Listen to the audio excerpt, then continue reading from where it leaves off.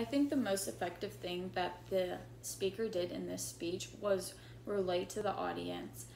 Because this was an informative speech, the style is teaching. That's how you talk to your listeners. You're trying to teach them. So you give them like definitions. You don't assume that they know what you're talking about.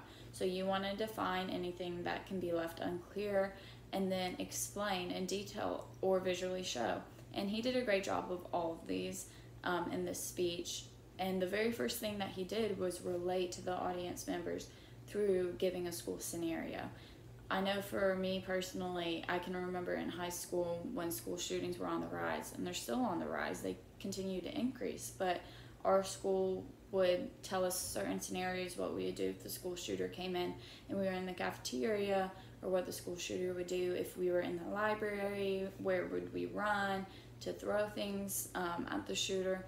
But we never learned about tourniquets and how to actually help someone if they were to get injured. And I think this speech was really effective, and it really grabbed my attention because he stressed the importance of needing to know this through saying that, school shootings are on the rise. And not only that, but he further grabbed the attention, continuing on to this speech with his visual aid. In a school scenario, you wouldn't necessarily have a tourniquet or gauze, anything like that on hand. So he really showed through a pencil how you can really help these students and help save someone's life. And that's something that's really important for the audience members to know. He also gave great definitions. He didn't assume that the audience members knew anything. So he started from beginning to end and gave in details how you would really save someone's life.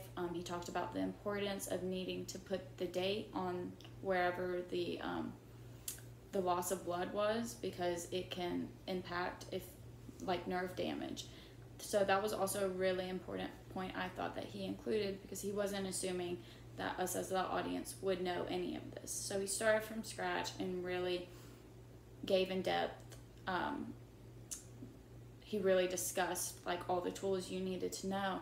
And I think that's my biggest takeaway, and what I need to focus on in this upcoming speech is to not assume that the audience knows anything.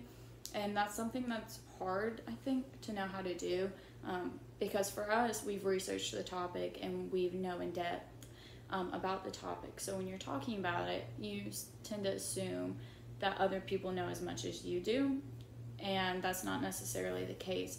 So that's something I really want to focus on in this next speech.